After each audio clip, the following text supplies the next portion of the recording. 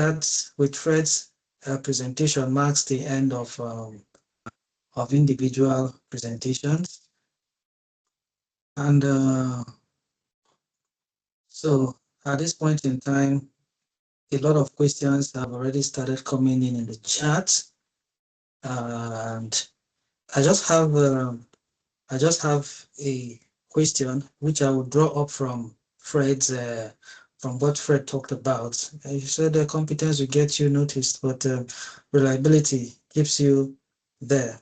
And so I would like to ask, starting from you, Fred, has it been harder securing the role or succeeding in the role? And then from you, we'll go to other persons. So, Fred, please. Let me start by, this is a very interesting question, but personal, I'm going to speak from a very personal point of view anyway. I think it was harder securing the role because then I was like, God knows how many people were applying. When I got into the role, I told myself, I'm running against myself. So I have, like I said, I had the mental roadmap. What are things I need to learn? As I was learning, obviously I was getting better. Can we see you, please? Please turn on your camera, sir. Okay, sorry. And the other presenters as well, please, because okay. This is interactive now. Because yes, all right. So when I had gotten into the role, I had a lot of people to ask questions from. If I had gotten lost, obviously I can ask them questions and say, okay, I'm trying to do this. Right now you have AI. I think there's something I wanted to add about using AI. So please, it's very important when you're also preparing your CVs. You hear this thing I said about if you were on the other side of the desk, would you hire yourself? When you optimize your CVs and use AI to screen through the CVs, you can paste the job description that's needed and ask AI if AI can hire you. Test the AI. This AI is a machine, right? Tell the AI if you had this person, right, and this was a CV, will you hire me to get this job done? Do you get what I'm saying? So test yourself. I think, but going back to your question, because of the level of, I have my team is very helpful. And try my best to learn as much as I can. So to be honest with you, I think getting the job was much more difficult for me than working in the job. But as things progress, obviously things will get tougher. But that's why I'm here, man. I'm going to get things done. Like I said, I don't joke with excellence. I always get things done. Securing the role or succeeding in the role, which is harder for you, Sophia? Okay, so I would say it was securing the role. Succeeding in the role, going into these jobs, depending on the role you actually go in, if you're going in as a graduate, they basically believe that you do not have so much knowledge in the role you're coming into. So they see your first 1 or 2 years as a time where you're making mistakes, you're learning, you're improving yourself. So nobody's on your back to be perfect in your first 1 or 2 years. But getting into these roles, you're doing countless CVs, you're applying, you're getting very embarrassing, unfortunate emails. Yeah, like Fred said, it's something I do often. And a lot of times people send me their CVs on LinkedIn. I do this too. I ask them for the page where they got the recruitment request from and their CVs, and I put it down in AI, ChatGPT, Copilot. I put it down there, put the recruitment specifications in there, and I ask Copilot or AI generally to tailor that CV to make me the best candidate for that role. So you can use AI for things like this. It's not just waiting until it's interview and they ask you a question and you chop in the questions into AI to get your answer. From the very beginning, you can use this to your advantage, but definitely securing a role can be very embarrassing because it almost feels like you're begging for this thing that they are literally posting out there that they need people for. So securing a role is definitely harder than staying in a role. Okay. Lily, if you were starting your MSc again, what would you do differently?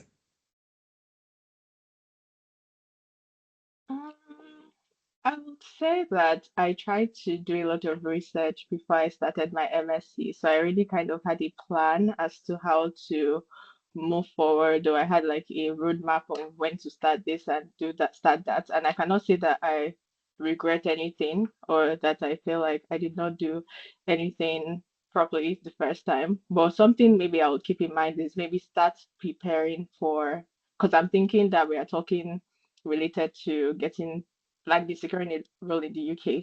So related to that, I would say maybe I will start practicing for technical interviews earlier, maybe as soon as I join. I'll just like start maybe if it's once a week or once in 2 weeks or stuff like that. I'll have started earlier. I started in summer, but I would start at the beginning of my MSc. That's something I'll do differently. Okay. Before I leave you again, let's go back to this LinkedIn thing. LinkedIn, as much as may be a good space for people to push themselves out there, at the same time could build a lot of pressure, could put a lot of applicants under undue pressure to meet up with, because a lot of persons put things up on LinkedIn, and it can be pretty overwhelming seeing that you're just trying to get onto the graduate role, and then you have to compete against people who on their profile have a lot to offer and you don't. And like Fred rightly said, he doesn't, he's trying as much as he can to get away from that, that sector. Now, how do you balance this for you? Oh, you and Malik share a similar point when it comes to LinkedIn optimization and active presence. Okay, so I would say that first of all, like I like to be clear about what I'm doing in a place, and I like to eliminate everything that is unnecessary, right? Especially if it's not something I'm particularly passionate about.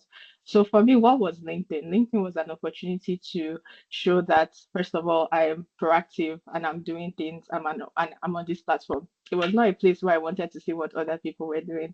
So I have my notifications muted. I don't do anything there. When I do something, maybe I attend an event, I'm like, okay, let me write about it, and I'll sit down, write like do like a brain dump, post the chat, help me refine this or tell me what's wrong, and I'll post it, and then I'll put my post. If people reply for the first 1 or 2 days, I'm responding to them. If I see some things that people have replied, I'll respond, then I leave the platform. And then I only come back when I want to post something else, right? What it was that if people want to see what I've done, they can see it. If maybe the recruiters want to see, oh, what does this girl's LinkedIn profile look like? They can see, oh, this person is active. I'm not competing against anybody. I'm not fighting because like if you tap into that mindset, then it will become overwhelming and it can become like that's where the pressure comes from, that comparing with yourself with other people. So I just went there and I was posting my thing happily and I was leaving the platform. And since I got my job, I haven't posted one single thing on LinkedIn. I probably seem like a hypocrite. I should probably go back, but I had like a clear idea of what I wanted to use the platform for, and then I was not doing anything more than necessary, honestly. So if anybody has anxiety about it or is feeling pressured about it, I just advise that don't go there and be comparing yourself with other people. Just know what's your own thing to do. Like what you're doing is you're just building your own credibility and building your own visibility, and just do what you can and leave everything else. So that'll be Okay. fun. Yeah, thank you so much. LinkedIn as a tool. Malik, what has LinkedIn been for you? Yeah, so for me personally, I won't say I've ever been pressured from people's LinkedIn, to be honest. Due to the field I work in, technology, it's rapid, it's ever changing. So you have to also keep in touch with what people are doing. You need to know what people have done. You need to, for example, like when Nginx they pulled down the Nginx ingress for Kubernetes. It was from LinkedIn, I knew that. So I'm always in touch with what people are doing. I'm always interested in seeing these things. I'm actually excited to see these things. And to quote this person, MGK, he said, how do you know you can make it if there is not somebody like you that has made it? So if there's somebody that has the same background that has done it, then you know you have the capacity to make it. So seeing I follow a guy called Oluwashola. It's here in the UK. He's an AWS expert. And the guy's profile, like I followed him for a while, like his transition from, I think he was in customer care to tech to getting an, what do you call it? To getting AWS, what they call it, solution architect, then even speaking at the AWS summit in London. Like you see that transition, and you're like, if someone can do this, why can't you do it? Someone like you can do it, why can't you? So to me, it's more or less like it invigorates me than it actually puts me off. Like you can do it because someone has done it. Thank you so much. The beautiful thing about listening to each and every one of you and all of you together is that, for one thing, there are different mindsets to it, different approaches. It's LinkedIn, but then Lily has a different approach to it. You have a different approach to it. And I just hope that at the end of the day, those who are attending this program have a thing or two to pick up from each and every one of you. Yeah, Fred.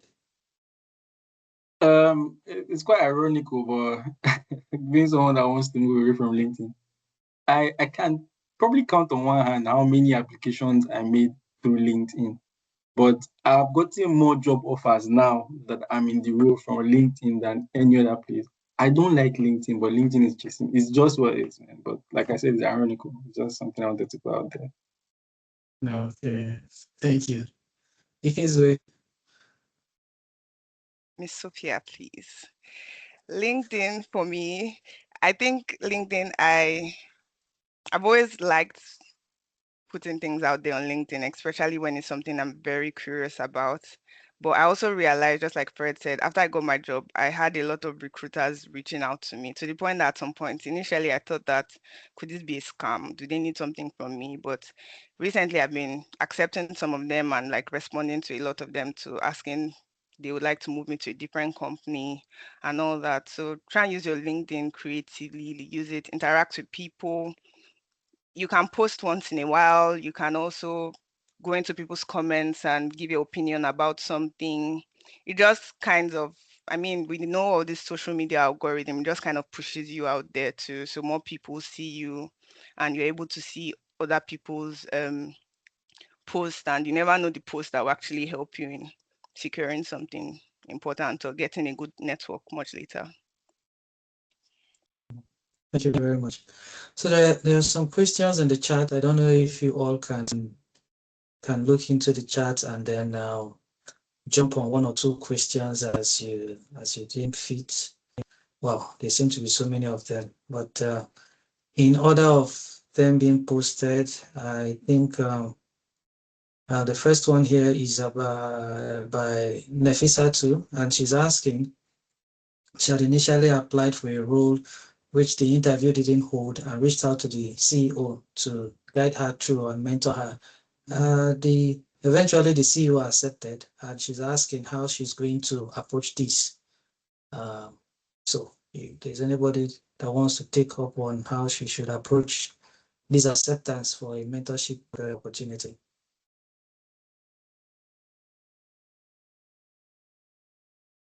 I think I can speak a bit to that.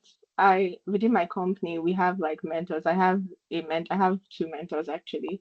And then as I mentioned earlier, I also have the opportunity to mentor a couple of people.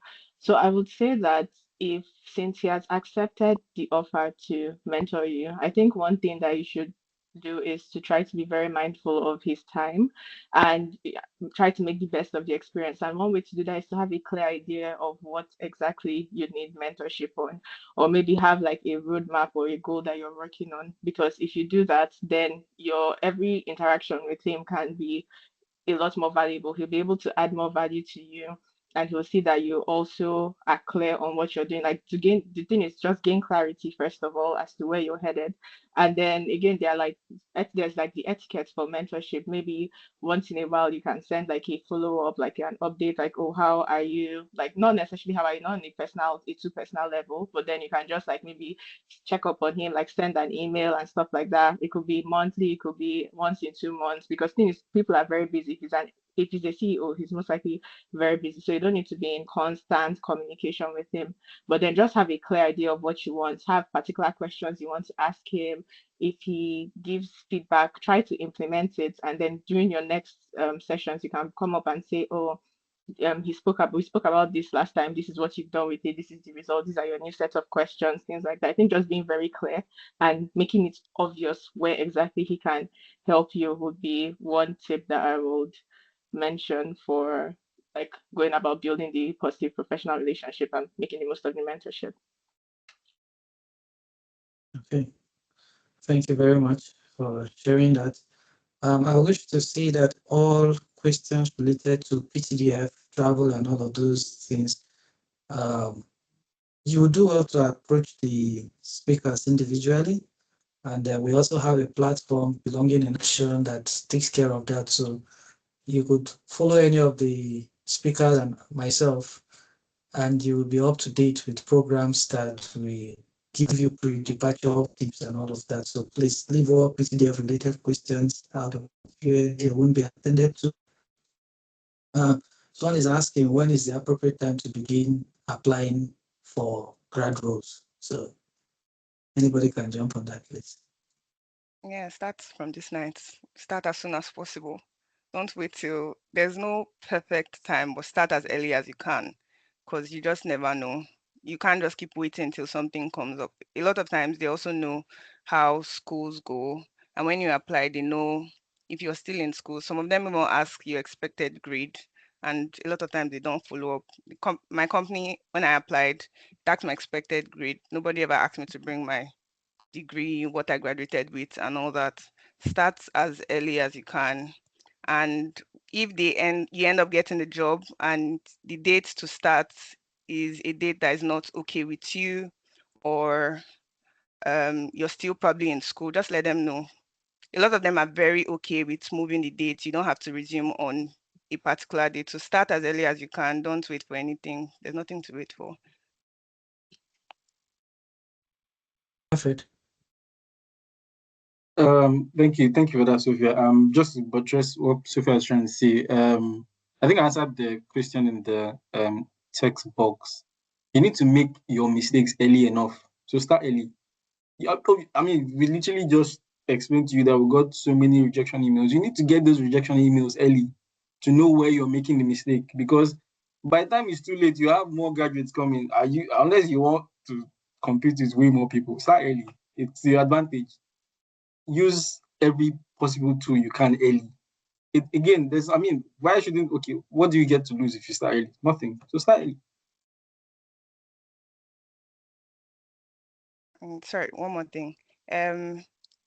Sometimes by the time, when the job starts coming in, it might come in a way that you preferred that you got one other company first before the other. Like when I was applying, there are two companies that I got to a very good stage, my company and Rolls-Royce, when I applied.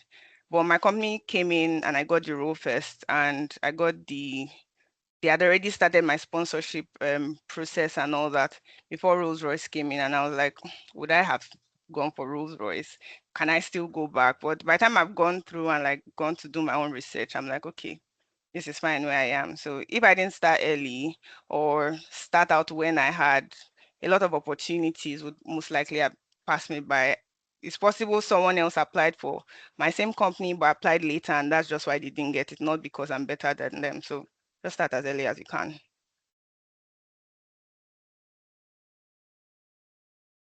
Okay, thank you so much for sharing that. A lot of questions in the chat box have already been attended to, so we'll not go over them.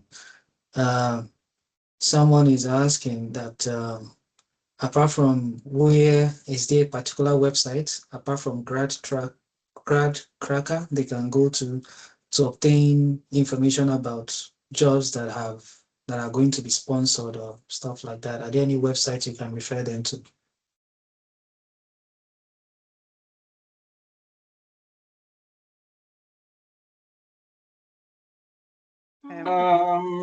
Sorry, go ahead.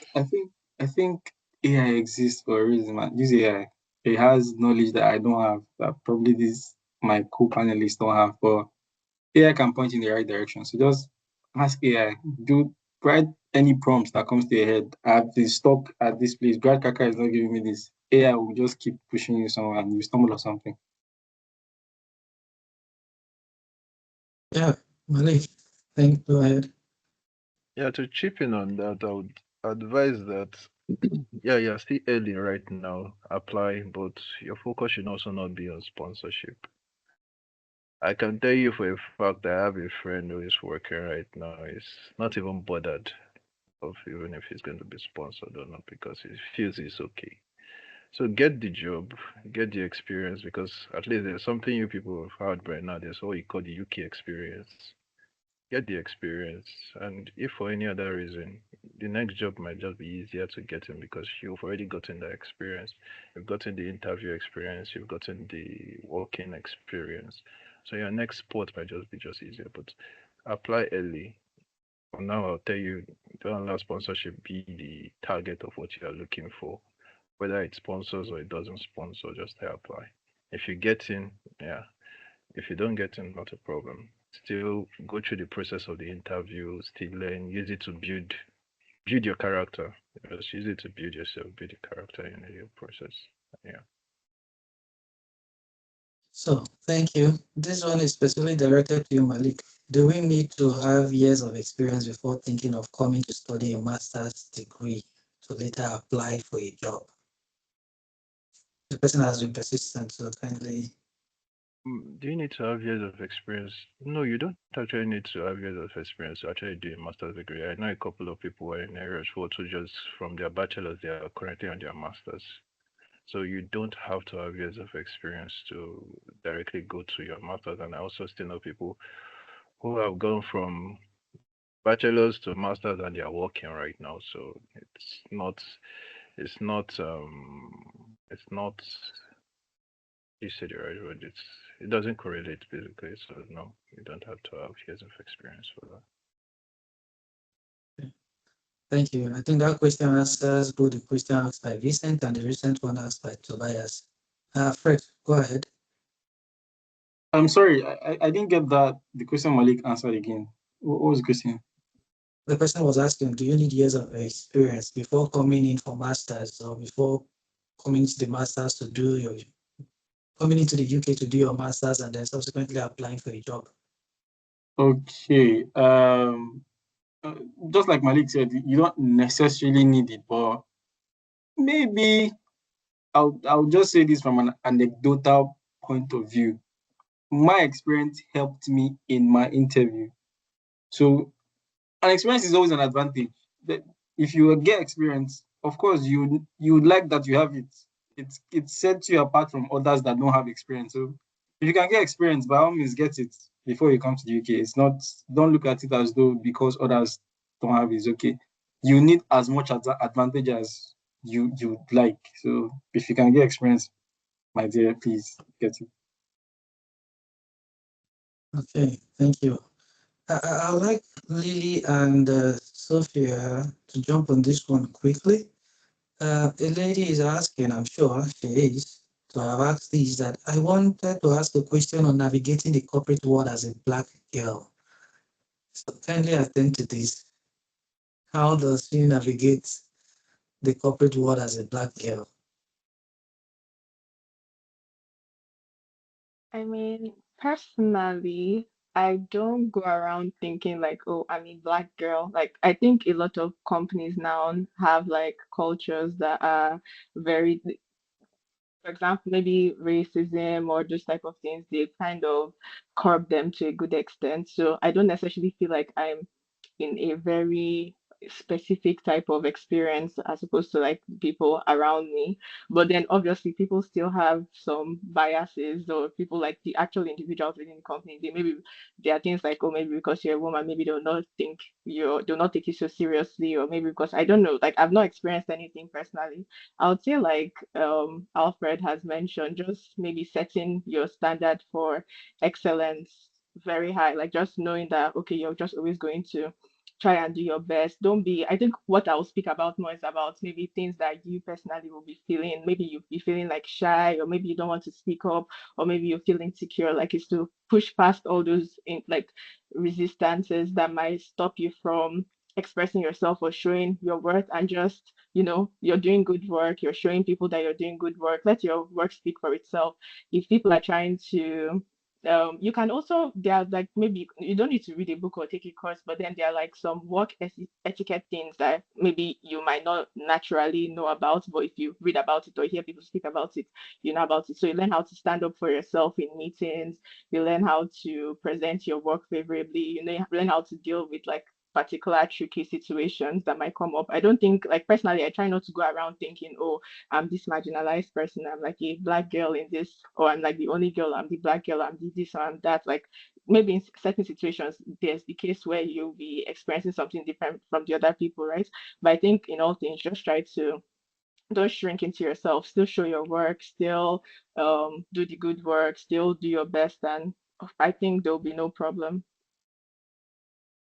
And again, if there's a problem, like if something happens, like if you experience something that you feel like is unfair and all those type of stuff, I feel like you should also bring it up, like speak to the person. Don't just take it lying down. Speak to the person, speak to HR, like you get, like, stand up for yourself basically in all of that.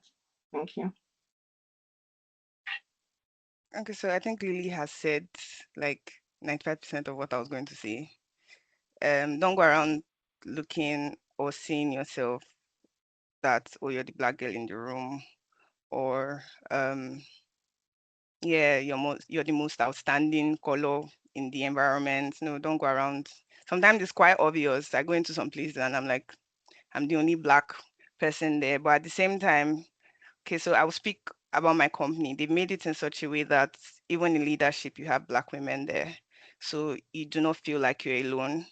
And being a black lady in the office full of like fully dominated by like white people, I would say it's cute.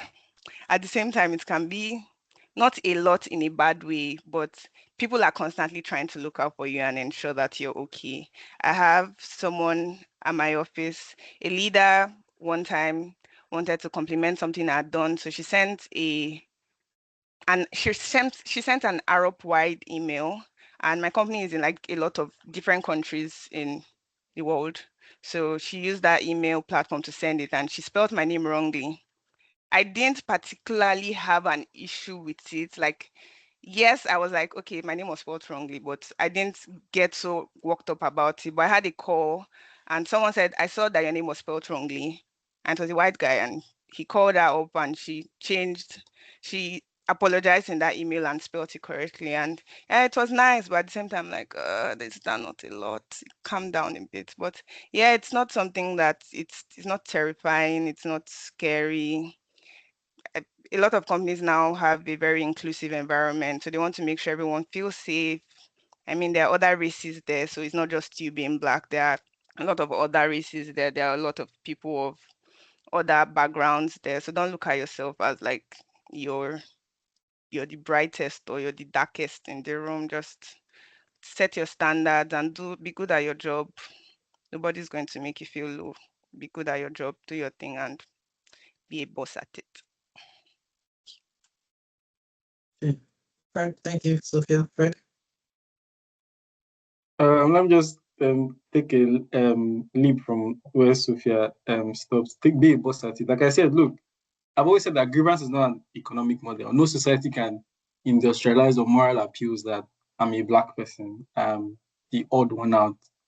If you read Malcolm Gladwell's book, I think The Story of Success, and one of his sequels anyway, he was talking about the advantages and disadvantages. If you're the only black girl there, you stand out. So be a master at it. It's your advantage. You're probably the one looking at it as though I'm the black girl. If you're that good, they want to have you around. Again, nothing beats competence. They will make excuses for you. People bend the rules for the people they know that are very good at what they do. They will find you because they need you. So if you're a black girl, if you're a black guy, use it to your advantage. I obviously, you can notice me when you step into the room. So you can be like, who is the best at this thing? Let them point at you. Look, you're making a statement for yourself. And anyway, it's not just about you. But like I said, grievance is not an economic model. You should not look down on yourself, I mean, because of your skin color. I understand the approach of racism and stuff. And personally, I've also not experienced it. Thank God the other speakers haven't experienced it. But the way I see it, it's your advantage. You stand out already. So be the best. It's literally an opportunity for me. Oh, thank you so much for sharing that. One last thing, we can't take all the questions. You have their LinkedIn handle.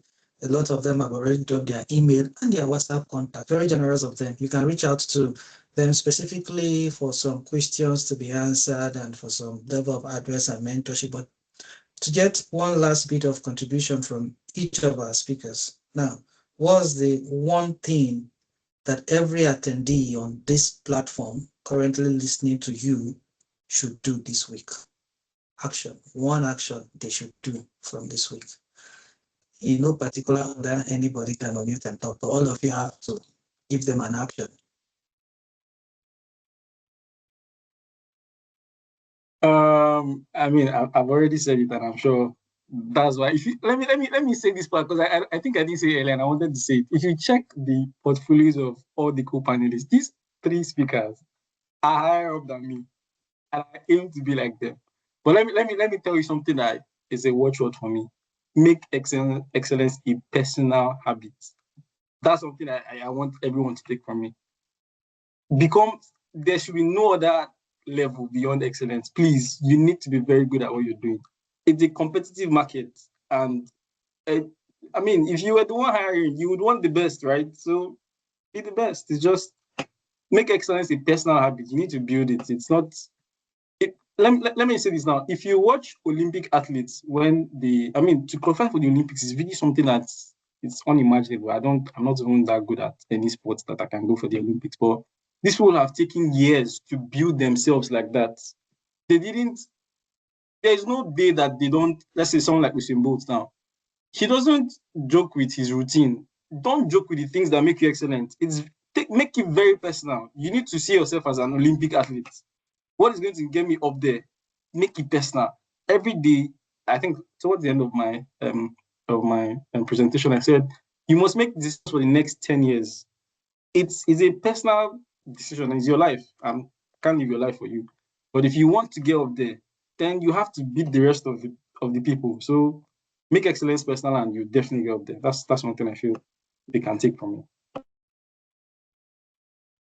Thank you for sharing that, Alfred. I would say for me, I think now everybody has listened to everybody that has spoken, the four of us, and then there's like a lot of information. The first thing I would say you should do, what you'll do this week, is to come up with a plan, like consolidate everything you've heard. I think we had different opinions about different things, right? So you can also choose which one resonates more to you, resonates more with you, and then come up with a plan, like a timeline. Okay, from this time to this time, this is what I'm doing. From this time, parts that you're not too clear about, you can reach out to any of us or anybody else or chat to figure it out, but then come up with a plan. The thing a plan does is that, first of all, it gives you direction. It makes sure that your effort, you're not just doing busy work, you're actually doing work that is leading you closer to your goal. But then it also gives you a level of like, this is already a very uncertain process and a relatively scary process, right? But having a plan gives you a level of not certainty, but calmness with which you can go about doing everything. So my advice would be, spend this week or the next hour or the next couple of days coming up with like a timeline, a framework, a goal, a plan of how you're going to go about the rest of the process. Thank you. Okay, so I'll Uh, say, sorry. So I that's think okay. the four of us have said like a lot. At the same time, we've also said very similar things too. And thank you to three of you because I've learned a lot myself. So we've said a whole lot of things. So I think the next thing you should do is, based on everything we've said, examine yourself. From every single thing we've said, go back. You're going to get the slides, check the slides, see what you have on your own, go through them. The things we've said, the advices we've given, try and put them into work. If there is a case where you're not exactly sure what to do, reach out. My LinkedIn, I feel like I get more messages on LinkedIn than on WhatsApp at this point. Reach out to us. We're going to respond to you. You need help with something, even if it's referral. Yeah, reach out and we'll see what we can do. But ensure you examine yourself based on everything we've said. See where you are, see what else you need to do, and start doing it immediately. You need to start applying. If this night you're going to use it to work on your CV, do that. Give it to someone to help you review. If tomorrow you need to send it to people on LinkedIn or career services in school, send it to them, let them help you review so that you can start your application processes early. Start it as early as tomorrow, start it as early as this night, because you just never know. Thank you. I'm just going to say praise the Lord. Thank you. So like the other three speakers have said. So for my part, I would say be persistent, keep showing up, keep turning up.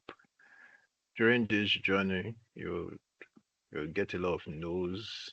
Yeah, you get it. It might be sometimes it might even be discouraging, but be persistent, keep turning up, keep pushing. Because at the end of the day, if you look at it from another angle, you only need 1 year.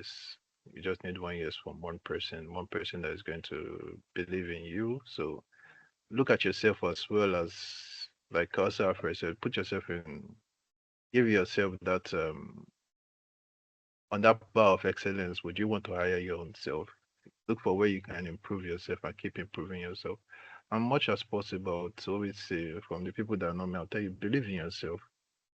Believe in yourself that you can do it. Like you're not different from the other person that is even seated across you. The only thing that differs the two of you is just information.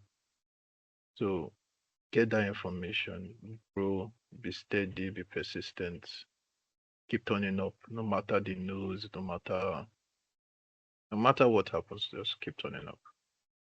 Might be grueling, but you just have to keep turning up. So okay. As we wrap up today's session, we wish to extend our sincere appreciation to Miss Sophia, Somto, Abdulmalik, and Alfred for generously sharing their experience and insights with us. And to everyone who has attended this evening, your participation and engagement has made this session worthwhile. If there is any key message you should take home from today's discussion, is that there is no single path to securing a graduate role in the UK. So every journey is different, your journey is different. But preparation, persistence, continuous learning, and taking action consistently are common ingredients for success. So our challenge to you is that take at least one action from today's session within the next week, whether it's improving your CV, strengthening your LinkedIn profile, expanding your network, or applying for opportunities. Just